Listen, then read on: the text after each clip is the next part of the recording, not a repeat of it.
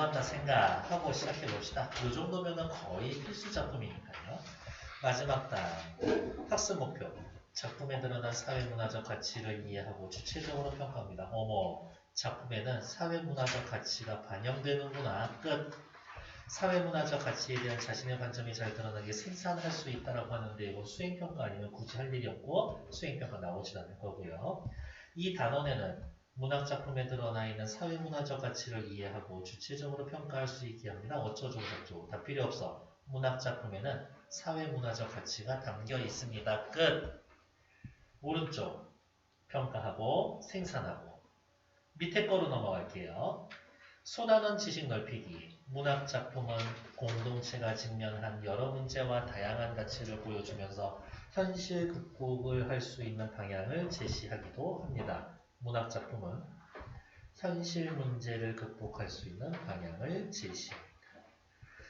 문학을 매개로 해서 다양한 층위의 공동체의 문제에 관심을 기울이고 나한테는 문제가 아니야. 하지만 문제를 겪는 다른 사람들이 있을 수 있어. 그 사람들을 이해해보자.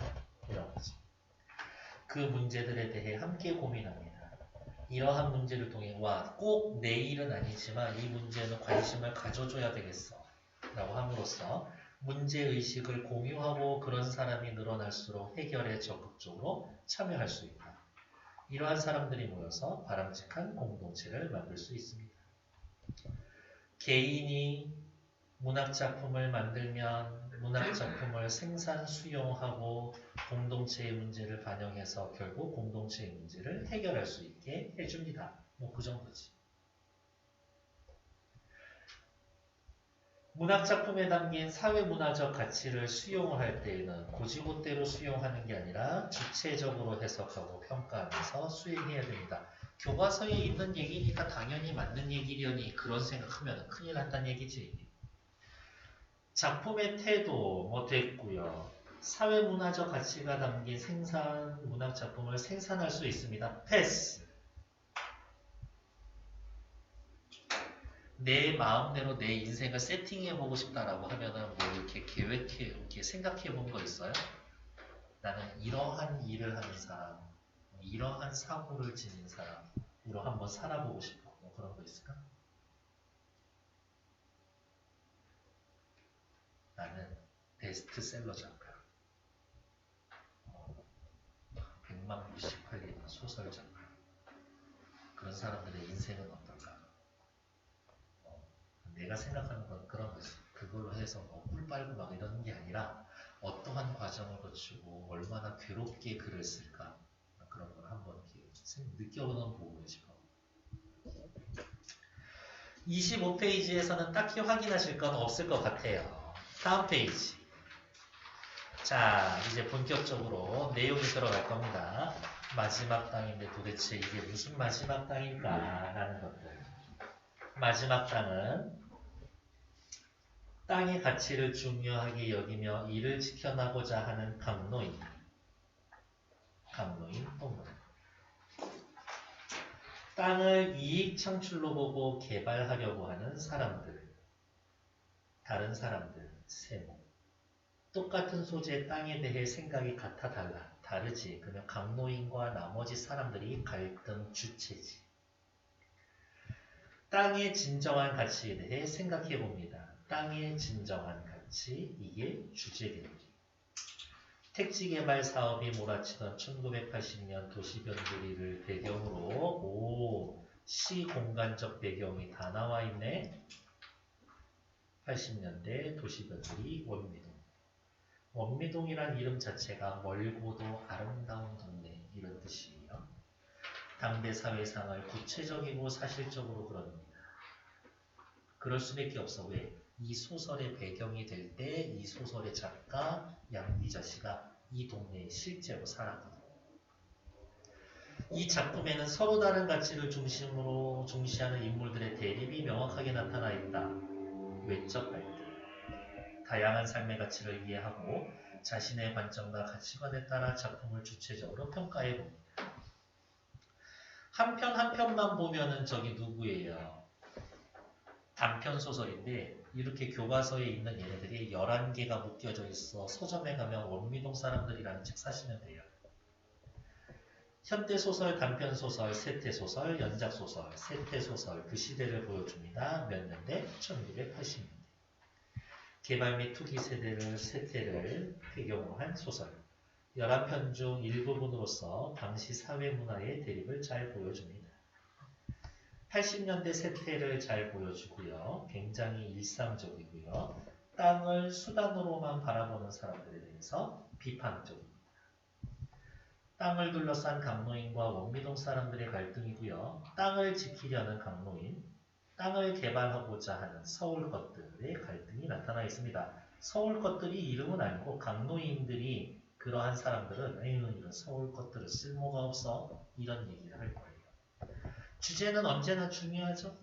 자본주의적 도시화의 세태와 땅의 가치에 대한 인식. 사실 저는 돈과 자본에 쩔어 있나 봐요. 땅은 난 수단으로 볼 수 있다고 생각해. 급속한 도시화로 인해 전통적 가치가 몰락하고 물질주의가 팽배해진 사회 현실 중에 땅의 진정한 가치에 대한 인식을 드러냅니다. 기자언니 됐고요. 양 기자의 작품세계 한번 읽어보시면 될 것 같고. 오케이. 오른쪽으로 넘어갈게요. 공간의 배경, 소설의 배경이 원미동 동그라미. 미리 말씀을 드릴게요. 도시 변두리예요. 가난한 서민들이 사는 곳이지. 하지만 여기 마지막 땅에서는 개발되려고 할까 말까 이런 상황인 거지. 결국엔 개발됩니다. 쓰레기를 모아 태울 수 있는 공터가 있어. 하루 종일 아이들 떠도는 소리가 울음소리가 거리에 가득해. 소박하고 활기찬 동네예요. 원미 지물포주시. 지물포는요. 저기 비닐 장판 도배지 이런 거 파는 데예요. 지금 있나? 없지. 지물포라는 말 자체가 80년대를 드러내는 소재가 됩니다. 행복사진관 엄씨의 소개. 그렇죠. 요즘 사진관도 거의 없지. 이렇게. 원미 지물포주시. 부산에서 미장일 하다가 원미동으로 이사 옵니다. 행복사진관 엄씨. 딸 셋 기르며 스스로 행복하다라고 생각합니다. 원미동 사람들은 소박하고 평범한 사람들이에요. 별거 없습니다. 소설은 갈등 구조에 따라서 발단전개, 위기, 절정, 결말 나누는데 발단 부분에서는 배경과 인물 소개해주지. 그 정도만 확인을 하자고. 근 열흘간이나 바람이 억세게 불었다. 지독한 꽃샘 바람 때문에. 딱 요맘때야. 꽃샘 추위. 근데 꽃샘 추위라는 말 너무 이쁘지 않냐? 나만 그런가? 동네 길목마다 비닐봉지, 과자 껍데기가 어수선하게 흩어져 있고 오가는 행인들의 눈살을 찌푸리게 한다. 어때요? 길거리에 바람 분다고 쓰레기 돌아다니고 있어. 그렇게 부유한 동네는 아니야. 때때로 청소부들이 쓰레기를 모아 공터에서 불을 사지르기도 했었다. 당시의 모습이죠. 지금은 상상도 할 수 없지. 벌금 꽤 쓸걸? 그럴 때마다 불어오는 바람에 실려 검은 연기가 이리저리 휩쓸려가고 미농지, 얇은 종이보다 얇은 그을음이 나방떼처럼 돌아다녔었다. 종이 같은 거, 박스 같은 거 태우면은 얇은 거 이렇게 재가 날아서 오르잖아요. 그거 얘기하는 거예요. 불 질러본 적 없죠? 불장난 자체가 요즘은 없지. 불장난 하다가 죽을 뻔해본 적 있어요?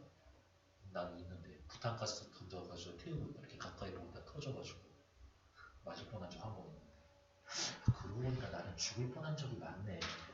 물에 빠져 죽을 뻔했고 어떻게 살아있는 거지? 청소부가 불만 피워놓고 떠나가 버리면 살벌하다. 그 다음은 아이들 차렸다. 불장난하면 얼마나 재밌게. 지물포지 큰아들 상수, 쓰레기차 끄는 김씨의 막내딸 경옥이, 막내꾸러기 진만이 등이 우르르 몰려나와서 불에다 돌 던지고 말라붙은 불더미에다 불씨를 옮겨 붙이기도 한다. 동네 애들 불장난합니다. 지금으로서 상상도 할 수 없었지만 옛날엔 이런 게 일상이었지. 진짜 옛날이 한 40년 전이니까. 원미동 아이들은 공간적 배경, 원미동 아이들 집안에서 틀어박혀 지내는 법이 애당초에 없다. 그냥 밖에서 노는 거야. 아침 눈 뜨면서부터 집 밖으로 뛰쳐나와 어두워질 때까지 거리에서 놀았다. 그래서 아이들이 겨울을 싫어하지. 해가 일찍 지니까. 하루 온종일 아이들의 떠드는 소리, 울음소리가 거리에 가득한데 생기가 넘친다. 떠들썩한 거. 그런 꼬마들이 불장난에 짜릿한 재미를 앞두고 온전할 리가 없다. 그런 꼬맹이들 불장난 엄청 좋아해요. 불장난 사랑해요. 아이들의 얼굴은 금성 검댕투성이가 되고 연기 그을 때문에 때로는 손을 댄 아이가 자지러지게 울어 젖힐 무렵이면 의례의 원미동 지물포 주씨가 등장한다. 지물포 80년대임을 드러내주는 소재. 원래는 부산에서 미장이 기술로, 미장이면 뭐예요? 이렇게 세멘 치는 거, 시멘트 얇게 바르는 거, 완전 기술자인데 그거 벌어먹었지만 어찌어찌 부천시 원미동까지 오게 된 주씨가 지물포 바로 공터 옆에 찻집이었다. 그러니까 공터에서 시끄러운 소리가 나면은 일단 가서 보는 거지. 맞바람에 불씨라도 옮겨 붙으면 제대로 남아있지 않을 물건들을 보존하기 위해서 우락부락한 몸짓으로 나와 호통치며 이놈의 새끼들! 불장난하지 말라고! 아이들은 꽁무니를 빼고 달아나 버린다. 무섭기는 하네. 아니 왜 남의 집 애한테 이 새끼 저 새끼예요? 이런 게 없어 이 시절에는. 행복사진관 셋째 딸인 3살배기 미아 같은 꼬꼬마는 도망치다 신발이 벗겨져 넘어지는 통에 숨 넘어가는 울음을 토해내기도 합니다. 사진관 엄씨는 딸만 셋을 두어 자칭 행복한 사나이라고 말하는 사람, 엄지, 엄선이, 엄미라는 이름을 붙인 것도 행복한 사나이의 발상이었다. 내 인생의 목표는 행복이야. 그래서 사진관 이름도 행복사진관이지. 어떻게 행복할지를 그냥 아는 사람인 것 같아요. 여기까지 내용 뭐 하고 있어요? 공간적 배경 원미동입니다. 쓰레기를 공터에서 태울 수 있을 정도의 시기, 80년대 지물포 아저씨, 사진관 아저씨 인물 소개해줬습니다. 지물포 주씨가 구두발로 대충대충 불더미를 다독거려 놓고 달아가며 완전히 또 끄지도 않아. 마지막으로 등장하는 사람이 있습니다. 바로 우리 소설의 주인공 강노인 할아버지, 바로 강만성 노인입니다. 역시 인물 소개하고 있는 거죠. 소설 쓰는 그런 것 중에 하나인 것 같아요. 강만성 노인 바로 이야기하고 지물포 주씨 행복사진관 사장님 얘기 안 해도 되잖아. 내가 얘기하고 싶은 거. 원미동 23통 일대에서의 강노인은 모르는 이가 없었다. 유명인물인데 아니 강노인이라고 부르기보다 지주라고 칭해야 더 잘 알고, 우와 땅 있는 할아버지네. 그 지주네 밭에서 일어나는 여름과 겨울의 난리판 속에 겪어보지 않고서는 이 동네 사람이라고 말할 수가 없다. 무슨 사건인지는 모르지만 여름과 겨울의 난리판 엄청 유명했을 겁니다 라는 이야기인 거죠. 그걸 모르면 이 동네 사람이 아니야. 에이, 밑에 설명이 나와 있기는 하지만 설명 없이 생으로 소설만 보면 도대체 여름과 겨울에 무슨 난리가 있었지? 라면서 독자의 호기심을 자극하는 부분입니다. 여름에 똥냄새 엄청 나거든. 비료를 주는데 진짜 인분, 사람 똥을 줘. 근처에 냄새 얼마나 나겠어. 못 살겠다 싶어가지고 마을 사람이 연탄재를 그 밭에다 뿌려버리거든. 이 동네 사람이 아니지. 1m 80을 넘는 큰 키의 노인인데, 80년대의 노인인데 1m 80이 된다고? 어마어마한 고구야. 강노인은 언제 보아도 막 일꾼 차림이었었다. 옷 같은 거를 되게 험한 거 아무거나 막 입고 다니나 봐요. 유달리 큰 코는 얼굴의 절반 이상을 차지하는 듯 검붉은 얼굴과 어울리게 주먹코 또한 빨갛고 딸기코 버금가는 빛깔. 우리는 읽고 있지만 여러분들은 머릿속에서의 이 할아버지 이미지를 떠올리시면 됩니다. 씩씩한 걸음걸이, 노상 걷어붙인 채 팔뚝에 힘틀거리는 힘줄. 노인의 나이가 이제 칠순을 앞에 둔 거라고 어림잡기에는 좀처럼 어려웠다. 나이에 비하지 않게 크고 몸이 단단해. 목소리도 우렁차. 그의 밭에서 일하다 말고 영문아! 라고 소리 지르면 진짜가 100m쯤 떨어져 있는 딱 뒤로 돌아 앉은 그의 2층 집에 있는 막내 아들 용문이가 금세 튀어나오곤 했다. 일단 외양 묘사를 해주고 있죠. 이 외양 묘사를 통해 뭘 할 수가 있다? 꾸밈이 없다. 씩씩하다. 주관이 뚜렷하다. 당당한 성격일 것이다. 목소리 엄청 크고 있다. 좋게 얘기해서 이것이 나쁘게 이야기하면 완전 고집불통이다. 이런 느낌을 줄 수가 있겠지. 땅에 대한 신념만큼은 옆에 사람들 입장에서 봤을 때 완전 꼴통 완전 꼰대 꼴통 이런 느낌을 줄 수 있는 아저씨인 거지. 외양 묘사를 통해 인물의 성격을 짐작하게 해줍니다. 이런 거 뭐라고 그래요? 간접 제시 라고 이야기를 해주죠. 강노인의 외양 묘사를 해주고 있습니다. 옆에 볼게요. 강노인의 외양은 요렇습니다. 됐고 나이에 비해 등치가 좋아 건강해 꾸밈이 없고 씩씩해 주관이 뚜렷하고 당당한 성격이야. 밑에 강남부동산 박씨와 고은댁을 소개해 줄 건데 아따 동네에 사는 사람이 많은가 보네. 강남부동산 박씨의 동업자이자 마누라이기도 한 고은댁의 말에 의하면 그가 막내 아들 용문이를 어찌나 깐깐하게 다루는지 이날 이때껏 아들하고 다정하게 말을 주고받는 걸 본 적이 없다라고 이야기를 합니다. 오라버니들 아버지하고 다정하게 대화해요? 아버지가 먼저 말 거셔 아니면 니들이 먼저 이렇게 얘기해? 먼저 하셔? 보통은 요즘 공부 잘 됐냐고 시작하시지 않나?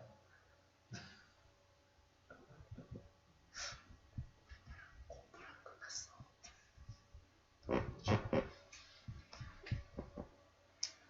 그래도 평균 이상은 해요. 어찌나 깐깐한지 고흥댁이 이날 이때껏이라고 말하면 그것은 원미동 23통 일대의 역사를 통틀어 말하기 위해서 어머 뭐를 짐작할 수 있어? 강노인 이 동네에서 제일 오래 살았어. 강노인 말고는 가장 오래 이 동네에 털을 잡고 있는 가게가 강남부동산이니까 헐값의 원미동 땅들이 요새 들어서 황금값이 되게 땅값이 오르는 건 둘 중에 하나지. 땅값이 오르는 건 하나죠. 개발될 거야.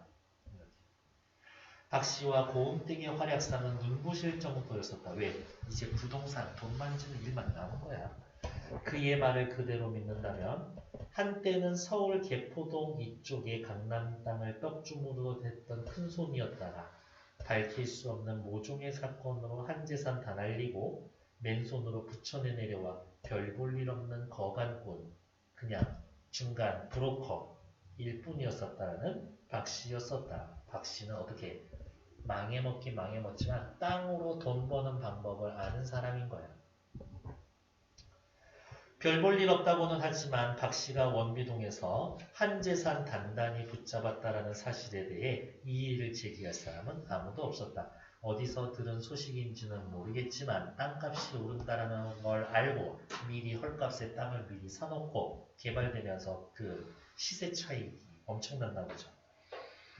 청소부가 쓰레기를 모아 태운 공터도 강남부동산에서 계약서 쓰고 강노인에게 팔아넘긴 땅이었었다. 어머, 강노인 땅이야. 쓰레기 태우는 공터.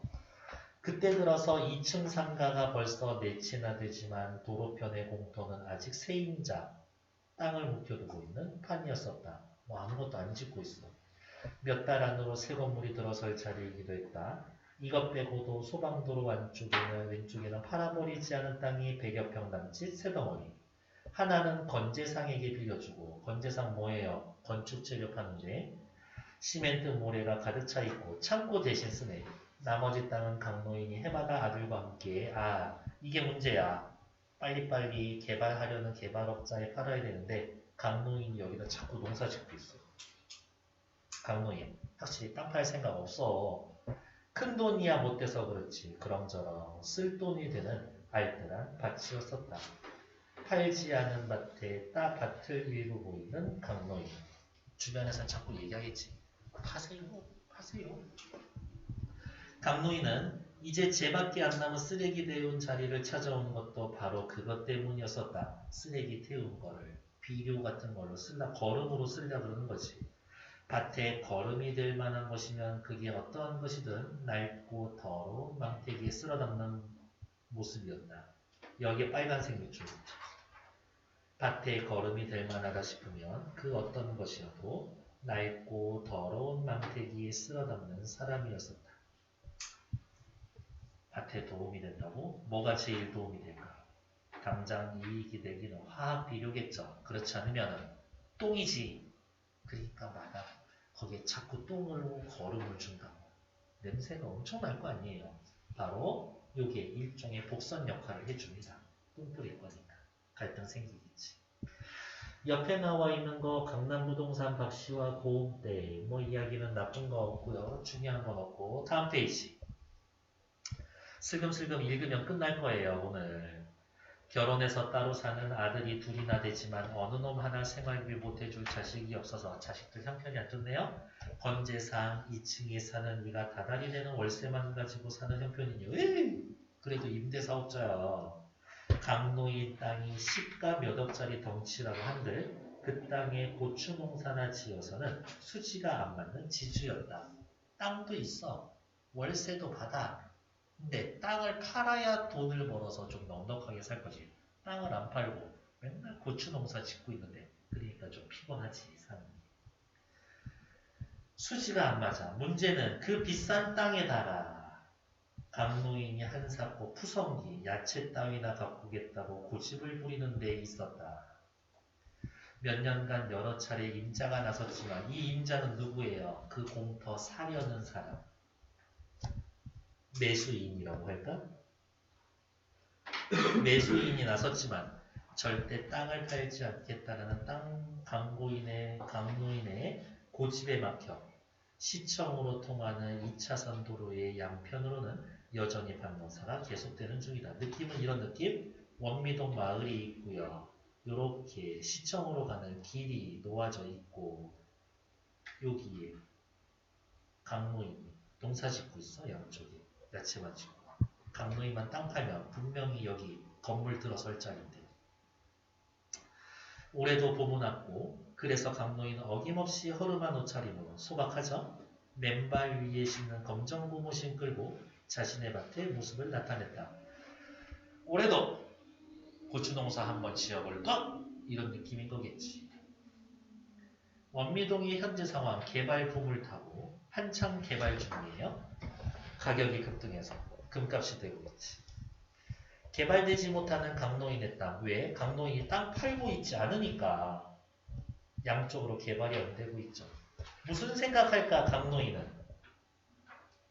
이미 팔아넘긴 땅에서는 상가가 들어섰고요.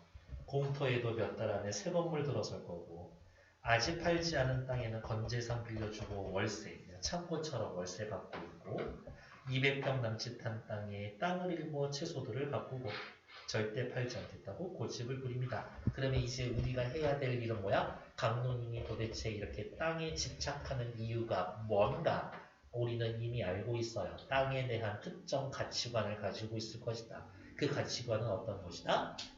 어쩌고. 하지만 그 가치관과 다른 사람과는 당연히 갈등을 하게 될 거지. 그러면 우리가 해야 할 일은 또다시 뭐야? 그 갈등이 어떻게 진행되고 심화되고 해소될 건가를 찾는 게 중요하겠죠. 옆에 정리되어 있는 거 보면 강노인이 팔지 않은 땅이 동네에 미치는 영향, 땅을 팔지 않아서 강노인 땅만 개발되지 않고 있죠. 개발되지 않고 있고 이 부분. 강노인과 박씨의 관계, 박씨는 누군데? 옆 페이지 라날라, 강남부동산 박씨라고 해놨으니까 부동산 업자지. 강노인은 땅을 팔지 않겠다라고 하고 박씨는 자꾸 땅 파시라고 이야기를 할 거다. 아이쿠야, 여기까지가 발단 부분이죠. 그러면 내용 정리합시다. 일단 전개 부분에서는 소설의 배경과 등장인물 소개해준다라고 해놨었는데 누구 얘기해주고 있어? 원미동 80년대에요. 중심인물 강노인. 어떤 사람? 나이에 맞지 않게 몸 튼튼하고 땅에 대해 애착을 가지고 있고 소박하고 투박하게 살고 있고 농사 짓는 아저씨. 이미 땅이 있었고 땅 조금 팔고 남은 땅이 있고 남은 땅 가지고 뭐해? 값이 더 오르길 기다리나? 아니 계속 농사 지을 거다. 아이고 저거 팔면은 수수료가 엄청난데 평당 받는 게 아니라 팔리는 금액의 몇 프로씩 수수료를 받으니까 박씨 부동산 박씨는 자꾸 땅 팔아라 라고 이야기를 하는 거고 싫은데? 라고 이야기를 하는 거니까 극렬하지는 않으나 요 정도면 갈등 구조라고 봐도 됩니다. 계속 볼게요. 강노인이 이런 서울 같은 겨우내 굳어있던 땅은 괜히 날이 들어가기가 썩 힘이 들었고 아직 땅이 완전히 녹지 않아서 게다가 돌덩이처럼 틀어박힌 연탄재 부스러기들을 일일이 골라내다 보면 한 도둑을 갈아엎는데 꽤 오랜 시간이 걸렸다. 어? 농사 짓는데 연탄재 넣으면 이거 비료로 쓰나? 아니에요. 옛날 연탄 보일러 뗄 때니까 연탄가루 어떻게 할 거야? 연탄재. 눈 오면 집 앞에 뿌리지. 미끄럽지 말라고. 아니면 뭐 옛날에 쓰레기봉투 그냥 아무데나 벗어 깨서 버렸어. 연탄재 부스러기 동네 사람들이 겨울에 버려둔 거. 용문이 누구예요? 강노인 아들이죠. 지난달 내내 연탄재 거두어내고 겨우 맨땅을 내놓았다고 한 꼴이 욕고양이다. 치우는 것보다 사람들이 와서 버리는 게 더 많아.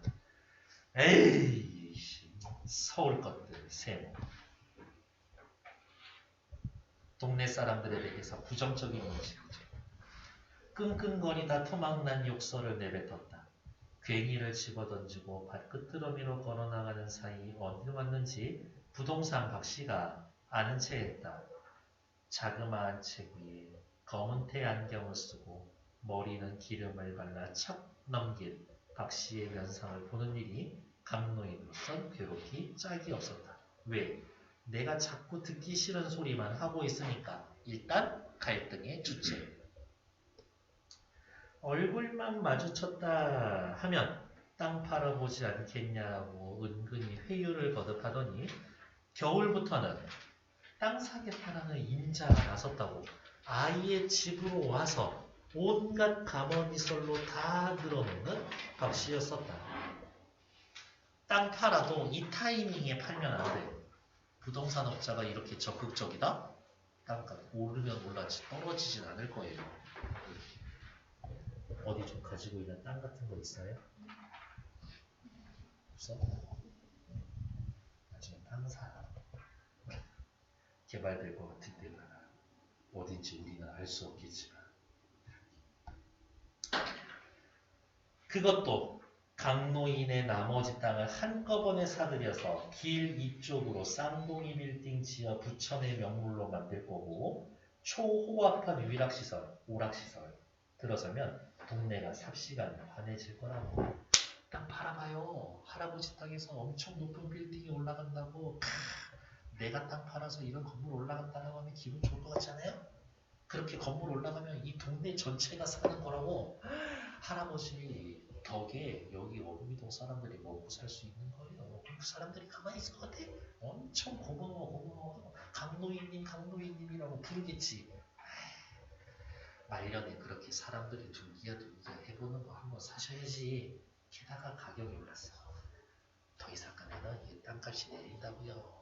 빨리 파셔야 될 것 같은데 제가 수수료 싸게 받아드릴게.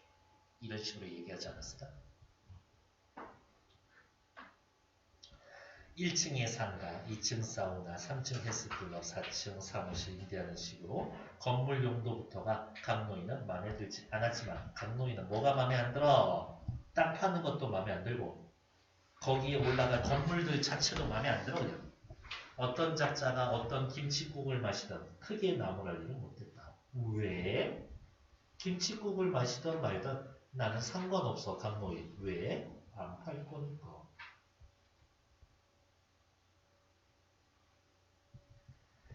영감님, 저기 신곡동 쪽으로 땅 보러 다니다 봅니다.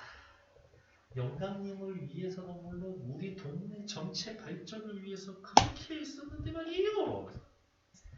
박씨가 짐짓 허탈한 표정을 지으며 말하고 있는데 뒤따라 나온 동업자 고은댁이 뒷말이 받는다. 아유 참말로 이 양반이 지난 겨울부터 무지 내렸었더만요. 우리사 세 방이나 주고 수개를 받는 거 얼마든지 알아요. 그람시도 그리 애를 쓰는 것이야. 다 한 동네 사는 정의로라다 그런 것이지. 주변 사람들 노력을 생각해서라도 할아버지 땅 좀 팝시다. 강노인은 가타부타 그러냐 아니냐 맞냐 틀리냐 말도 없고 이번엔 박씨가 나섭니다. 아유 아직도 늦은 건 아니고요 할아버지. 한 번 더 생각해 보세요. 여름마다 똥냄새 풍겨서 주는 밭을 두고 있으니 똥냄새에다가 세모. 평당 100만원 이상으로 팔아넘기기가 그렇게 쉬운 일입니까? 더 이상 오를 수가 없어요. 할아버지. 88올림픽 전에 북에서 쳐들어올 확률이 높다고 신문방송에서 떠들었으니까 2, 3천짜리 집들도 매매가 뚝 끊겼다 이 말입니다. 세상에. 88올림픽 알아요? 호돌이? 우리나라 종합 4위에 있었던? 네. 88올림픽 이전이네 확실히. 영감님도 그만 욕심 부리시고 이만한 가격으로 임자 나섰을 때 그냥 후딱 팔아치우세요. 영감님이 아무리 기다려도 이제 더 이상 오르기 어렵다는데 왜 못 알아들으실까? 부동산 박씨는 생각했지. 강노인이 땅을 안 팔고 있다. 아, 이 노인네가 땅값이 오르길 기다리고 있구나. 그러면 땅값이 더 이상 오르지 않을 거예요 라고 설득 들어가야지. 오를지 안 오를지 어떻게 알아? 훨씬 더 오를 거예요. 현실에서는. 경국이 할머니도 팔아치우자라고 차 야단인데 오른쪽 위로 넘어갈까요? 강노인을 설득하는 박씨 부부의 회유. 유 사장과 자기들의 노력. 이 마을을 위해 얼마나 열심히 노력했습니까? 땅값 더 이상 오르지 않을 거예요. 강노인 할머니도 땅 팔자고 하시잖아요. 물론 이렇게 소리 지르지는 않았어요. 옆 페이지. 몇 년대? 80년대. 방금 읽은 30페이지에서 80년대를 알 수 있게 해주는 소재 뭐 있었어? 하나 더. 88올림픽 말고. 굳이 찾자면. 연탄재. 지금 연탄 안 때우잖아요. 그것도 80년대임을 나타내줍니다. 어우 지글지글하다. 일단은 32페이지까지 전개까지 읽고 우리 조금만 쉬었다가 할게요. 어쨌든 반감이 있어. 곰탱은 이제 강노인 마누라까지 쳐들고 나선다. 근거로 되고 있다. 강노인은 아무런 대꾸도 없이 일하는 자리로 돌아가 버린다. 어쩌면 제일 현명한 대처 방법이에요. 대꾸를 안 하는. 그 등에다 대고 박씨가 마지막으로 또 한마디 한다. 아직도 유사장 마음이 이 땅에 있는 모양이기에 금액이야 영감님 마음에 맞게 잘 조정해 보기로 하고 일단 결정해 뿌리시오. 돈 더 받아달라 그러면 더 받아다 드릴게. 일단 팝시다.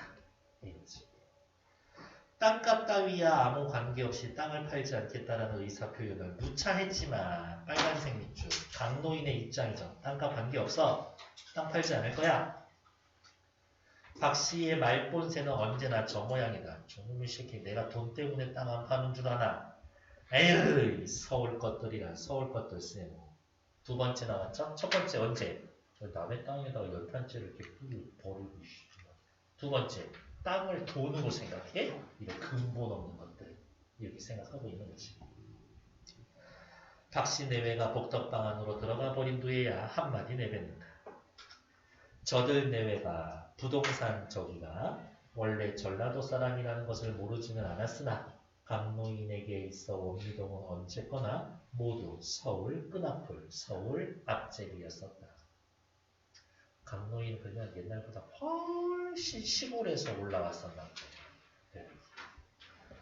도대체가 서울 것들은 말이야.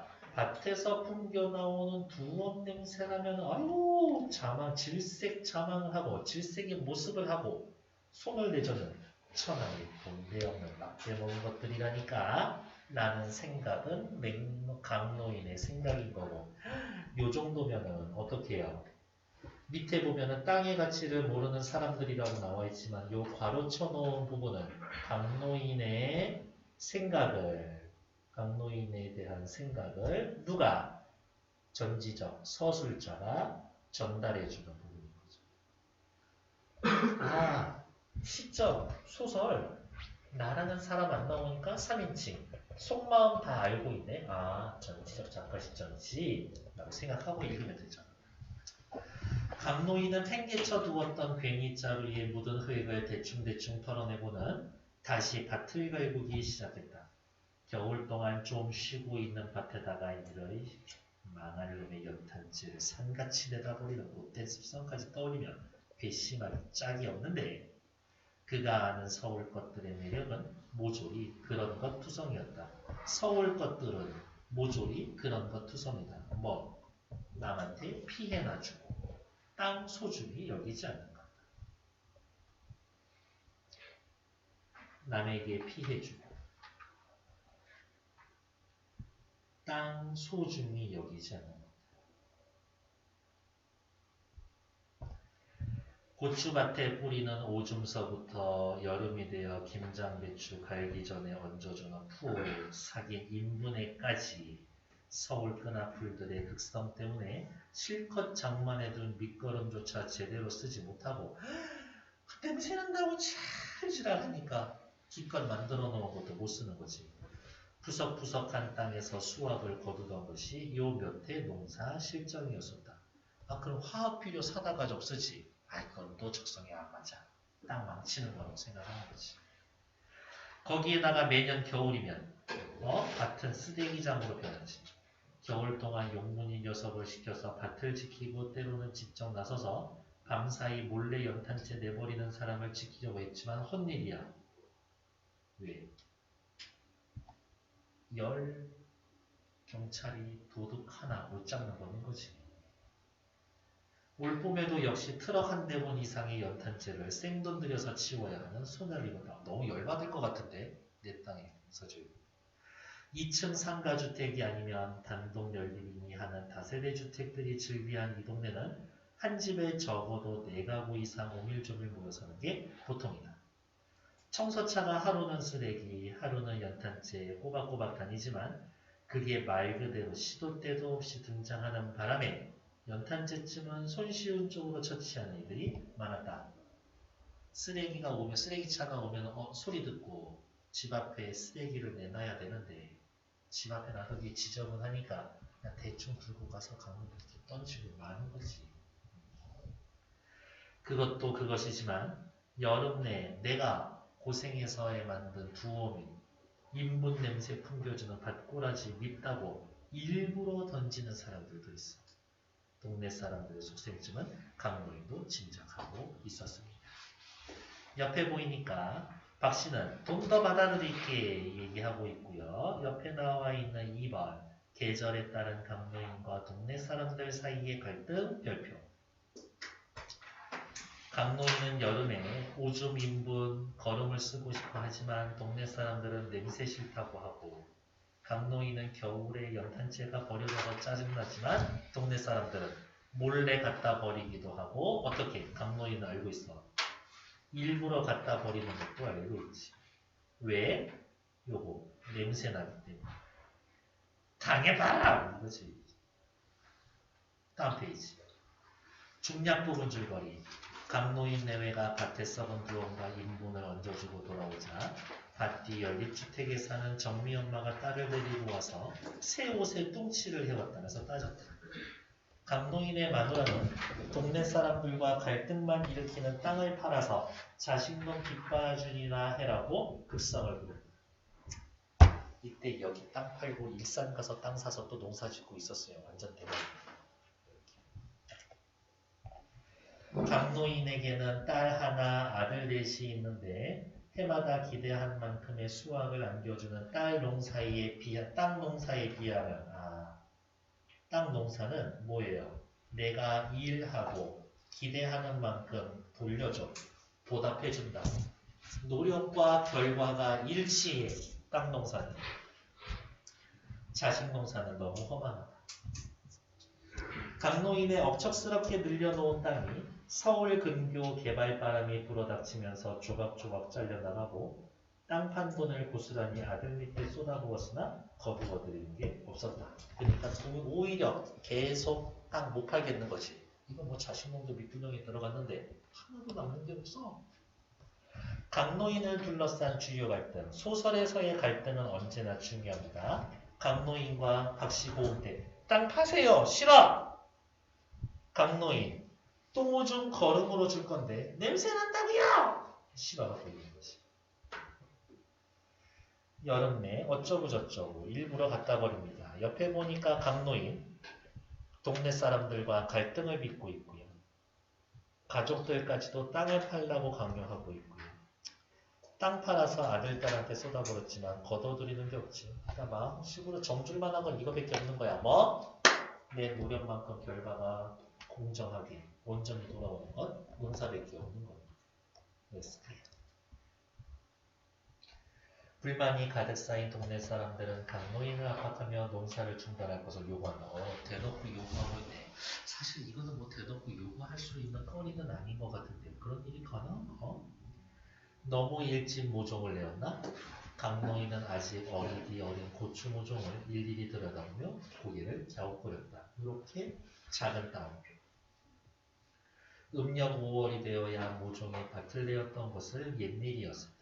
마음만 먹으면 비닐을 씌워 겨울에라도 풋고추 맛을 볼 수 있게 되었지만 그럴 것까지는 없고 봄볕이 살가워지자 온실에서 키웠었던 모종을 내었었던 것이다. 햇볕이야 그만한데 비가 부족했다. 가뭄이라. 강노인은 시들시들한 잎사귀를 펼쳐보다가 우두망찰 너무 놀라고 어쩔 도리 없이 서 있는데 용민이네 밑에 새든 미용실 여주인이 그를 불러세웠었다. 가뭄이라. 여기에다가도 작은 따옴. 전지적 작거 시점이라서 모든 사람의 심리에 대해서 이야기해 줄 수 있지만 대놓고 심리를 보여주는 건 강노인이지. 이러한 것을 뭐라고 이야기한다? 강노인에게 초점을 맞춰 두었습니다. 라고 해서 이런 걸 초점화자라고 이야기를 합니다. 초점화자. 형국이 할아버지, 오늘 저희 집에서 반상이 있어요. 아무래도 오늘 저녁에는 정미 엄마가 가만히 있을 것 같지가 않네요. 아까도 무궁화 연립에 사는 이들까지 몰려와가지고 한바탕 해놓고 갔어요. 뭐라고? 똥냄새 난다고. 못 살겠다고. 경국이 할머님이라도 꼭 청소해야 돼요. 아셨죠? 그녀는 23통 6반의 반자라. 길 건너 5반 반작은 형제 슈퍼의 김씨지만 우리 정육점 임씨가 똥냄새 문제에 있는 노상 앞장을 서고 있는 중이다. 임씨에 비하면 6반 반장의 경우 강노인에게만은 훨씬 우호적이다. 왜? 용민이네 가게에 새든 탓도 있지만 애초 미용실 자리 욕심냈다가 강노인에게 퇴박을 당했습니다. 임씨 스스로 강노인에 대한 감정이 좋지 못했다. 어디를 쇠백정이 소 잡는 놈이 정육점이라는 거를 소백정이라고 한마디로 잘라낸 이태전 2년 전 일을 두고 임씨는 아직도 강노인을 바로 보지 않는다. 째려본다는 얘기인 거죠. 별로 안 좋게 생각한다. 6반에 비하면 5반에서야 인분 냄새나 그 물것 극성이 그저 그만한 정도인데 밭에서 좀 멀리 떨어져 있나 보지. 작년에 시청에다가 진정서를 낸 건 5반이었었다. 와, 제대로 일하는 거지. 그게 다 임시의 술책이라는 것쯤 강노인도 알지만 무궁화 연립이면 5반인데 현대연립 정미엄마에 합세한 걸 보면 아이쿠 오랫동안 집주인들을 부추기는 것이 틀림이 없었다. 그냥 동네방네 마을 사람들이 강노인을 공격하고 있어요. 이 정도로 받아들이기. 돼지나 닭을 집단으로 사용하는 것도 아니고 노는 땅에 푸성기나 갈아먹고 있는 심심풀이 농사까지 손댈 수는 없다고 시청의 답변이 내려온 것. 시청은 강노인 편. 온 동네가 다 아는데 내년에는 영판장이라고 사인받으러 다니려고 그것까지 큰 소리치던 작자였었다. 강노인과 대립하는 정육점 임씨. 난 정육점 임씨도 이해할 수 있어. 이게 내 직업인데. 정육점 하고 있는데 갑자기 노인네가 와가지고 이런 백정 자식이 이러면 열받을 것 같은데. 올해는 농사를 시작하기 전에 아예 막아야 한다고 그러더라고요. 시청에서도 이제는 보고만 있지 않을 거래요. 그래서 불편한 건 자꾸 신고해야 돼. 여자가 피아노 교습소와 나란히 붙은 미용실 안으로 들어가 버린 뒤 강노인은 혀를 차는 것으로 자신의 우루화를 삭혀버리고 이내 말라붙은 밭고락선이를 내려다본다. 지금 뭐 중요한 건 아니야. 강노인은 뭐 크게 걱정 안 해. 이거 내 땅에 내가 농사하겠다는데 뭐. 그러고 보면 정미 엄마나 동네 사람들이 날뛰는 이유가 꼭 똥냄새 때문만은 아니었었다.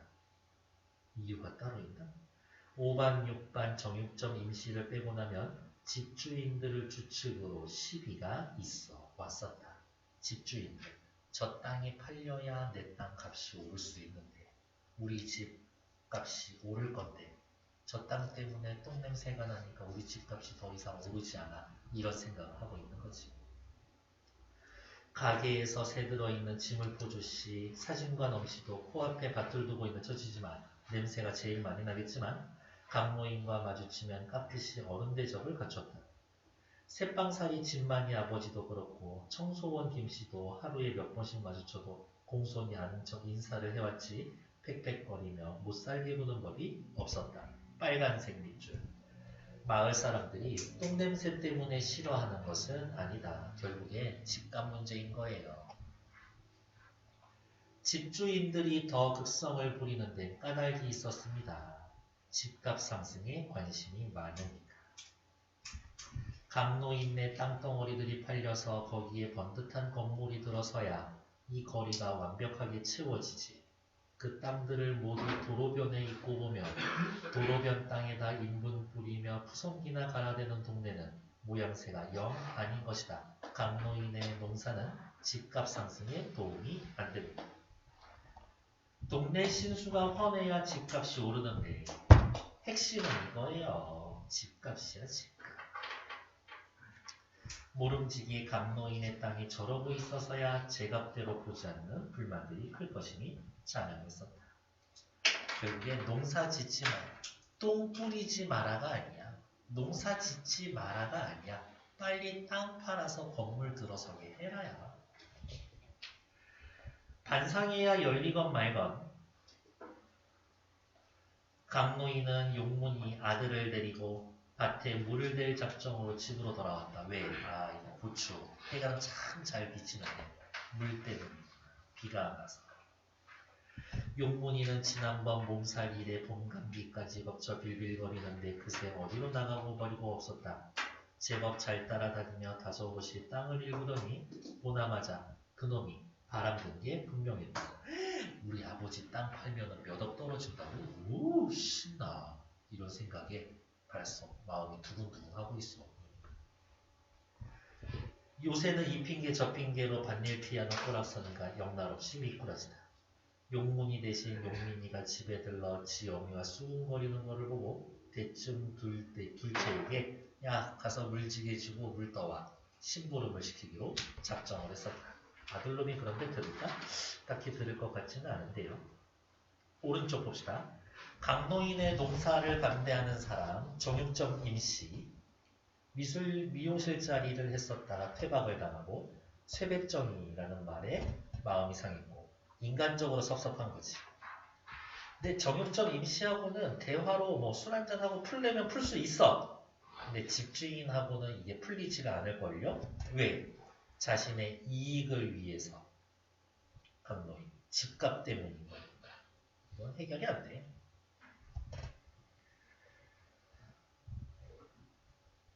성화번 날라라. 용민이 지금 서울 가는 길이에요. 내가 저 나름이다. 뒷뜰에 펴놓은 펌프 쪽으로 뒤돌아가다 보니 마누라가 아랫입술을 뚝 내밀고 안색이 좋지가 않다. 아우 우리 남편 여기저기 욕먹고 다니고 마을 사람들이 우리 남편한테 얘기가 안 되니까 나한테까지 와가지고 꿍시렁거리고 오늘 반상회라도 꼭 나오라고 했는데 가봐야 좋은 소리 들을 것 같지는 않고 서울 못하라. 지형이 보낸답디다. 처가 돈 좀 구워오라고. 직공들 월급도 몇 달째 거르고 있대요. 아이쿠 그래도 형이 뭐 어디 공장 사장님인가 보네. 아유, 그러기에 좀 도와주시구냐. 땅 팔아서. 남도 아니고 당신 아들 둘이 벌여놓은 일인데 넘보들 하지 말고.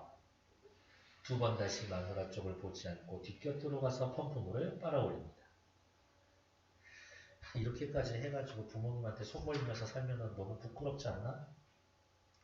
밑 빠진 독에 물 붓기도 아니고 기가 막힐 노릇이다. 쓸 줄만 알았지 버려놓을 줄, 벌 줄 모르는 녀석들. 누구? 자식들 이야기를 하는 거죠. 간덩이만 부어서 일만 크게 버려놓고 뒷감당은 모두 아비에게 떠넘기는 게 오늘까지 계속이라서 강노인이 땅 조금씩 계속 팔기 시작했었던 거지. 앞에 아무 소용이 없었다라는 거예요. 남들 다 하는 월급쟁이마다 하고 떼돈 벌 복리만 떼돈만 날리는 녀석들이다. 자식들. 누구 돈이든 쏟아붓고 보자라는 저 섣부른 행동이 결국은 그의 땅덩이로 막아져야 할 것이니 불을 보듯 뻔한 놀이였다. 아 됐어. 지들이 알아서 하라고 해. 라고 하고 싶지만 부모 입장에서의 또 결국에 일이 크게 되고 수습이 아들이 못하면 결국엔 내가 해결해 줘야 되겠지 라는 생각이 있어. 부모 마음 어떻게 할 수가 있나? 그날 저녁 반상회에서는 사람들이 모이죠. 당연히 사건 터지겠지. 강노인도 그의 아내도 참석하지 않았다. 그놈의 똥 타령 왜 내가 뒤집어 쓴답니까? 한번 들여다보라는 그의 언질에 만우새는 금세 통박이다. 강노인은 자기가 가기도 싫고 부인 보냈는데 부인은 싫은데 내가 욕먹기 싫은데 안 가고 경복이 녀석이 저녁도 안 먹고 쪼로로 달려와서 일러 바치는 말로는 돈 구하러 나갔던 큰며느리가 돌아오는 길에 아예 반상회까지 참석한 모양이니 뒷소식이야 누구한테 들어도 알 수 있을 거니까 일찌감치 불 끄고 자리에 누워버렸다. 무슨 얘기 나왔나 궁금할 필요가 없어. 며느리가 반상회 갔으니까 얘기 나오겠지. 며느리도 은근히 마을 사람들 편들고 있었을걸? 그렇지 않겠어요? 아유 우리 시아버지가 빨리 땅 팔아가지고 우리 남편 도와줘야 되는데 막 이러고 앉아있겠지. 등장인물의 특성 중요하지만 읽을 내용은 없어요. 네, 다 확인되어 있는 거니까. 포인트는 이거지. 강노인은 땅을 물질적 가치로 여기지 않는다. 강노인의 아내 못했고 강노인의 자식들 경제적으로 아버지한테 의지한다. 아버지가 사업 해결하기를 바라고 있다. 다 알고 있지 이런 것들 가족들. 다음 페이지.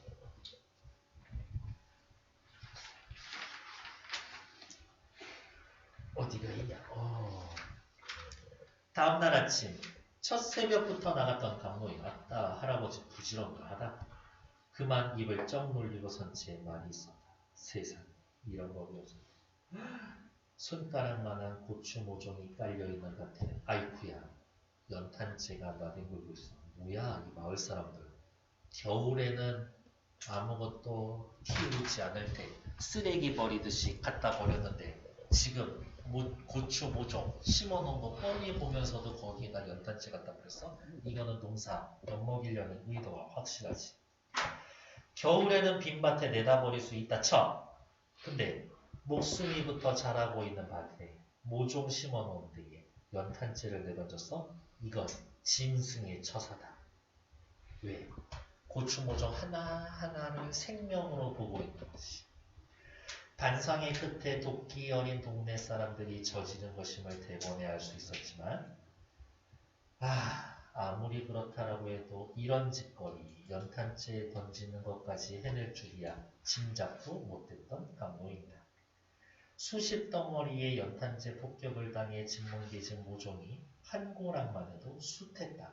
대부분 다 상했어. 세상에 막된 인종들. 강노인은 주먹코를 실룩거리며 밭으로 달려 들어가서 닥치는 대로 연탄재를 길가에 던졌다. 강노인 아저씨 이제 화났죠. 2, 3 더 승질나게 화낼 수 있을까? 없지. 그래서 소설의 구성 단계가 절정에 다가온 거죠. 그냥 이렇게 던지고만 끝날까? 아니에요. 서울 것들 어디가 있어? 서울 것들이나 돼서 살아있는 밭에 해코지를 할 생각을 하지. 땅을 아는 자라면 시퍼런 하늘이 무서워서라도 감히 이따위 행패는 못해. 흰 연탄재 가루를 뒤집어 쓰고 쓰러져 있는 죄 없는 풀잎을 차마 바로 볼 수 없어서 잔뜩 허둥대고 있었다. 아니 너무 열받는 것 같기는 한데. 도로 청소원인 김씨가 아침 먹으러 들어왔다 보니 강노인이 검정 고무신이 벗겨진 줄도 모르고 손바닥으로 연탄재 끌어모으느라 정신이 없었다. 밤사이 무슨 일이 봤는지 눈여겨보아 알턱이 없었던 김씨가 인사랍시고 던진 말이 더욱 가관이었다. 어? 내 땅인데. 영감님 땅 내놓으셨다면서요? 근데 뭘 그렇게 열심히 갖고 싶니까? 이내 넘길 거라면서?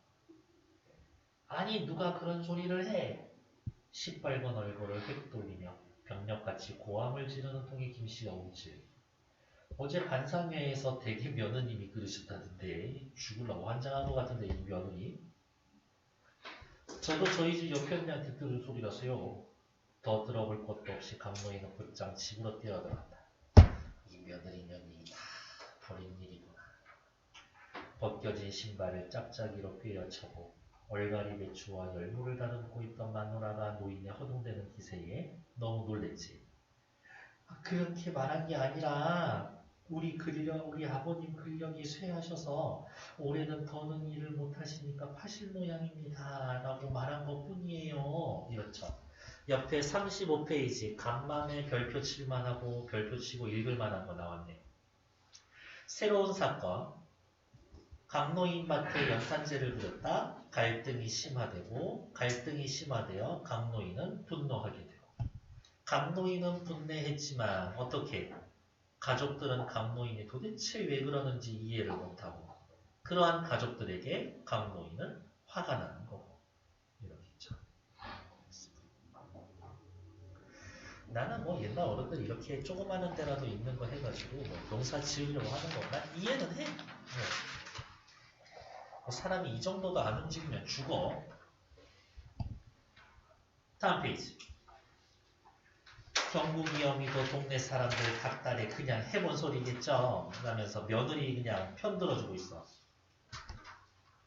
세상에서 제일 나쁜 말이라고 생각해요. 그냥. 그냥? 밭에다 그 지경 해던 걸 보면 오죽하겠어. 뭐 틀린 말도 아니고. 땅 팔아서 아들 살리고. 남는 거 은행에 넣어서 이자나 받으면 우리 식구 신간이사 편치 뭘 그러셔? 그러면서 땅에 대해서의 강노인과 다른 입장을 보이고 있습니다. 그러면 이 대사 자체는 강노인하고 강노인의 아내의 땅에 대한 가치관으로 인한 갈등이지. 밭이 그 지경이라는데 마누라는 천하태평이다. 신경 안 써. 강노인의 마음을 몰라. 강노인은 어이가 없어 그만 입을 다물어 버린다. 이때다 싶은지 한 차례 오금을 박는다. 마무리 멘트를 날린다. 어제 다녀간 복덕방 박씨의 의미심장한 충고가 생각나서다. 86인가 88인가 86 아시안게임 88 올림픽 주변 도로 미화 사업이 한창이라는데 반동사 그냥 두고 보겠어? 88 전에는 어차피 이곳에다가 은행 짓고 병원도 짓게끔 계획되어 있다고 그럽디다. 시에다가 팔면 돈이나 제대로 쳐줍니까? 그 전에 제가 갖고 팔아야 되는 거지. 이야기하고 있죠. 여러분들은 잘 모르실 수도 있고 저도 정확히는 잘 모르겠는데 86 아시안게임 88 올림픽 하면서 세계 사람들이 본다고 노숙자를 싹 다 잡아다가 가다 놓는 거. 노점상 없애고 장애인들 있지. 장애인들 돌아다니지 못하게 했었어. 나쁜 새끼들이지. 남들한테 보여주는 거 그게 중요해. 시끄러! 마누라 입을 봉해놓고 강노인은 밭으로 돌아갔다. 한 폭이라도 살릴 수 있을 만큼 건져내야 할 고추 모종들 때문에 한시가 급한 건 강노인이다. 반상회 파문은 그것으로 끝난 게 아니다. 반상회에서 무슨 얘기 나왔어? 강노인 땅 판대요. 우리 시아버지 땅 판대. 반상회 소식이 알려지자마자 연립주택에 산다는 은혜 엄마가 나타나서 경국이 엄마 지난달 구워간 50만원 돌려달라고 하소연 들어놓기 시작한 것이다. 땅 팔면 돈 생기니까 제발 빌려준 돈 좀 갚아요. 땅을 팔았네, 계약금을 받았네, 큰 며느리 빚을 대신 갚아줄 수 없겠냐라는 여자의 말에 환장하겠네요. 강노인의 주먹코가 더욱 빨개졌다. 지난 겨울 서울에서 이사와서 동네 물정 모르고 딸이 다니는 에바다 피아노 학원. 피아노 학원 너무 이름 구체적이잖아. 피아노 학원에서 알게 된 경국이 엄마에게 갯돈, 그것도 두 번째 탄 것을 빌려줬다는 것이다. 갯돈 어떻게 붙는지 알아요? 1, 2, 3, 4, 5, 6, 우리 한 6명이니까 이런 식인 거지. 처음에 나 순서를 정해. 1번, 2번, 3번, 4번, 5번, 6번. 오케이? 그래서 내가 1번이야. 그럼 니들 10만원씩 걷어서 낮추면 돼. 오케이? 그 다음 달에 이제 2번 탈 거지. 그러면 나머지 아직 안 탄 사람들은 10만원 내고 나는 11만원 내면 돼. 또 니가 탔지. 그러면은 다음에 당신이 탈 거죠. 당신들 셋에 10만원 내고 우리 둘은 또 11만원씩 내면 돼. 이런 거지. 당장 급한 사람이 앞번호 받아서 타면 되고 좀 여유 있는 사람들은 뒷번호 타서 하는 거고. 그게 갯돈이에요. 나는 우리 엄마 친구들하고 갯돈 한번 이제 부어본 적이 있거든. 이렇게 해가지고. 그래서 막 갯돈 떼먹혔다, 개주가 튀었다 그런 상황이 있는 거지. 그것도 두 번째 탄 거 빌려줬다라는 거다. 이 동네 지주, 큰 며느리라고 해서 별 의심도 하지 않고 돈을 주었는데 세상에 강노인의 며느리, 동네방네 뿌려놓은 빚이 한두 푼이 아니야. 직접 시아버지와 단판을 찍겠다고 마음먹은 은혜 엄마였다. 사실 이러면 안 되는데. 근데 그게 어떤 돈인가? 서울에서의 새빵살이가 하도 지긋지긋해서 연립주택 한 채 마련하고 이곳에 이사온 지 반년도 채 되지 않는 그녀다.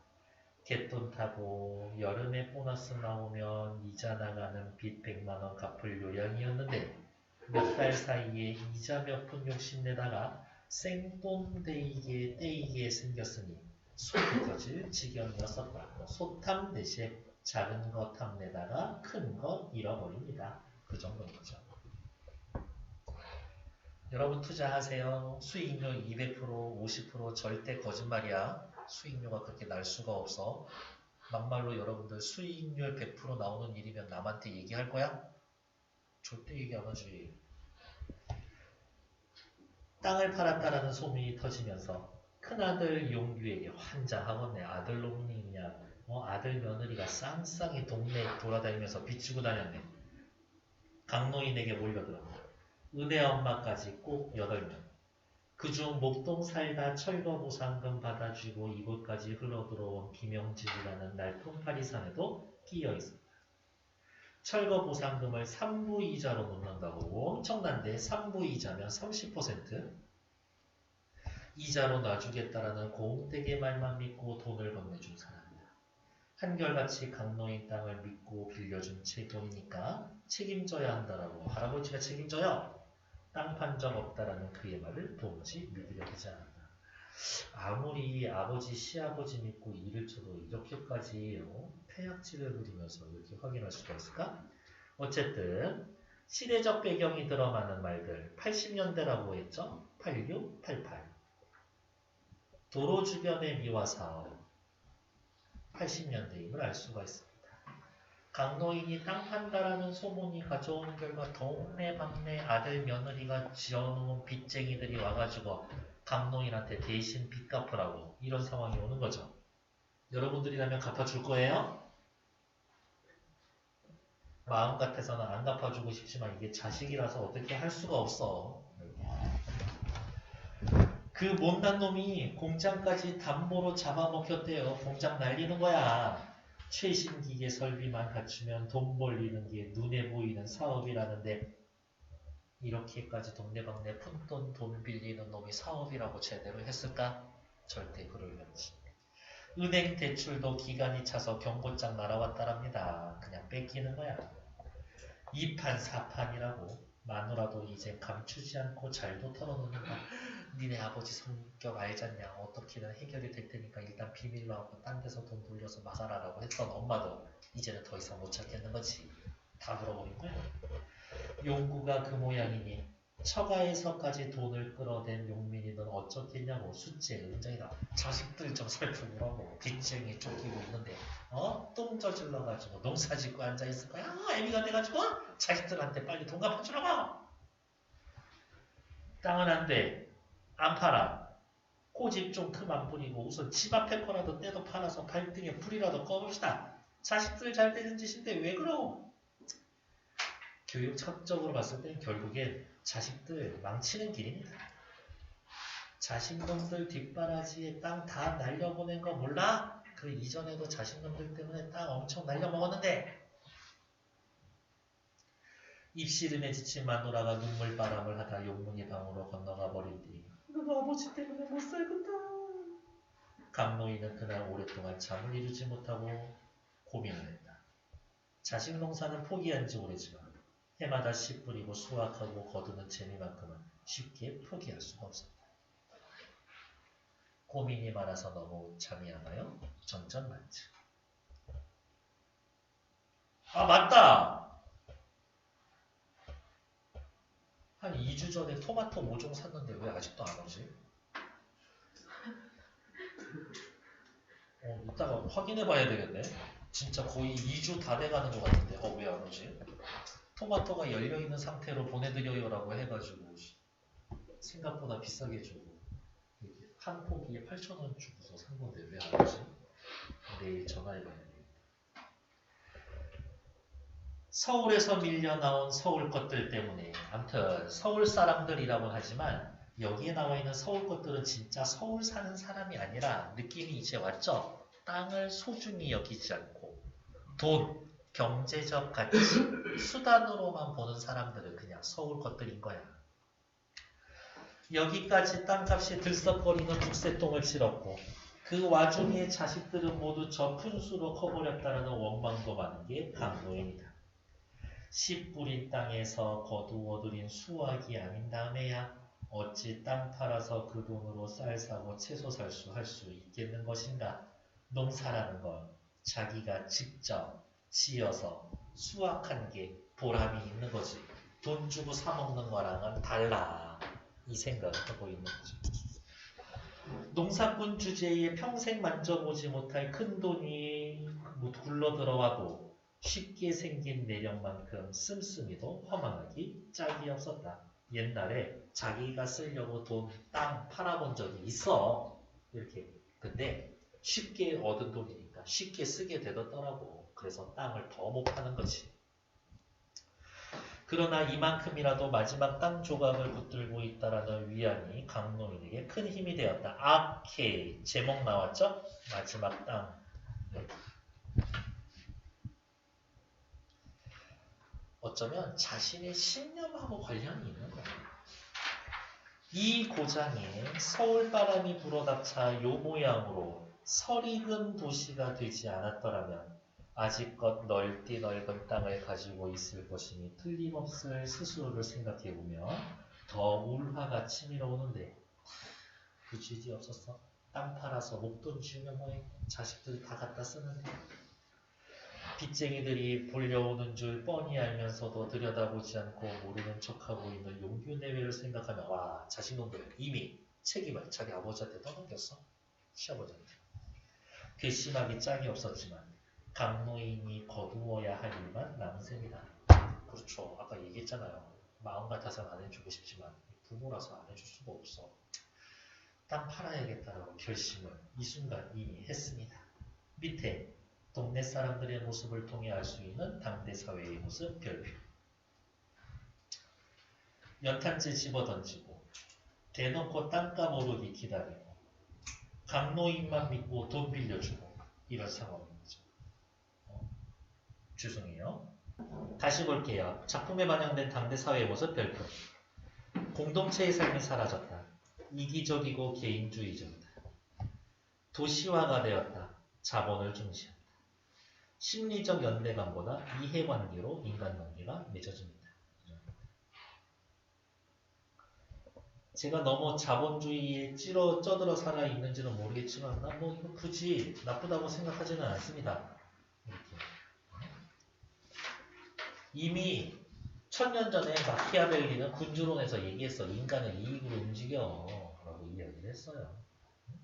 한 2000년 전에 순자는 이야기를 했어. 인간의 욕망은 타고나는 거다. 라고 이야기를 했어. 다음날 아침 강노인은 느지막이 집을 나섰다. 아까 멘트 기억나요? 아, 할아버지 되게 부지런하네. 했었는데. 오늘은 늦게 나가. 농사 안 지겠다는 얘기인 거겠지. 딱 할 거네. 마누라한테는 아무런 내색도 하지 않았다. 그러나 발길은 여전히 밭을 향했다.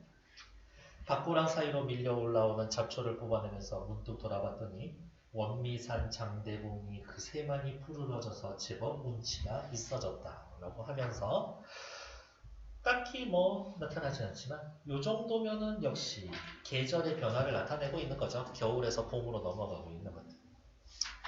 멀리서 바라봐야 아름답다라고 해서 멀매라고 불리던 산이다. 저도 멀리서 보면 괜찮아요. 죄송합니다.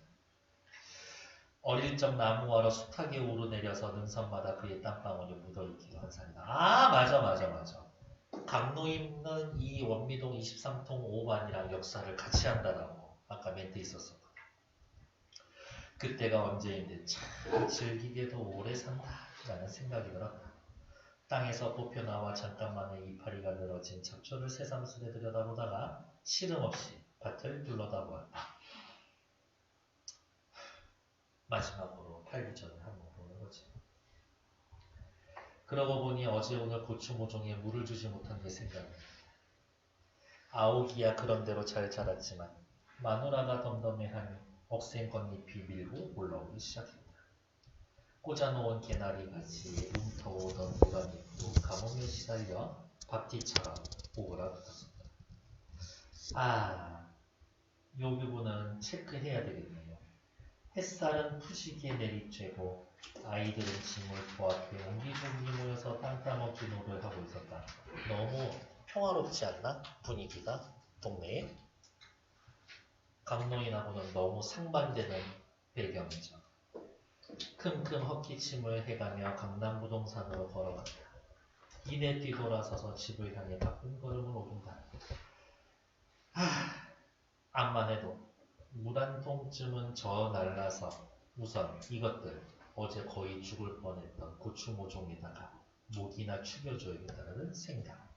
모든 것에 진실한 애정을 지니고 있습니다. 됐을까요? 막상 이렇게 보니까 너무 좀 속상하기는 하다. 강노인의 심리는 땅을 팔아야 해서 허탈하겠고요. 밭에 물 조금이라 팔 땐 팔더라도 미련과 애정이 남아있습니다. 밑에 나와 있던 거, 강노인이 생각을 바꾸게 된 것은 뭐 때문에? 자식들의 곤란한 상황 때문에. 비교를 통한 부각 상황, 젊은 날에 땀방울이 있던 원미산, 변함없이 지금까지 그대로 있지만 젊은 날에 땀 흘리면서 갖고 왔던 강노인의 땅은 팔아야 하는 상황에 처해져 있습니다. 얼른 팔고 딴 데 가서 또 싼 데 땅 사서 농사 짓고 그랬었어야 돼요. 됐을까요? 다음 페이지 확인하도록 해볼게요. 잠시만요. 썼던 거라 그렇게 중요한 부분들은 됐고요. 다 아실만한 것들은 패스하고 밑줄 그을 만한 것들만 찾으러 나갈게요. 1번 패스, 2번 땅을 중심으로 등장인물들이 추구하는 삶의 가치. 강노인, 땅에 대한 정신적 가치를 중시한다. 동네 사람들, 물질적 가치를 지향하고 있다. 강노인의 아내와 자식들, 강노인 편은 하나도 없어? 정신적, 전통적 가치보다 현실적 가치를 중시한다. 결국에 강노인 대 나머지 사람들의 갈등 구조다. 이렇게 확인하시면 되겠고. 다음 40페이지. 자신의 가치관에 미쳐봤을 때 패스! 소설의 배경이 된 90년대입니다. 소설의 주제를 주체적으로 수용해 봅시다. 이 소설의 마지막 장면을 통해 작가가 말하고자 하는 바, 마지막 장면 뭔데? 그래도 팔 거라도 물이나 주자. 자연이라는 것은 땅이 개발의 대상, 이익 창출의 수단으로 전락된 세태 비판. 인간과 공존하는 생명의 공간으로서의 땅의 소중함, 가치 강조. 원미동이라고 하는 동네는요, 멀고도 가까운 동네라고 했고, 전국 사람들이 모여 사는 넉넉지 못한 삶에 힘겹게 살아가고 있는 공간. 간단하게 도시변두리. 소시민의 삶을 담고 있고요. 요거네, 산업화 도시화에서의 밀려난 사람들의 모습. 됐어. 네. 다음 페이지. 41쪽에서는 확인할 것들. 땅에 대한 강로인의 인식. 됐어. 밑에 확인 문제 여러분들 해주시면 되겠고요. 오케이. 일단 제가 설명드릴 건 여기서 정지.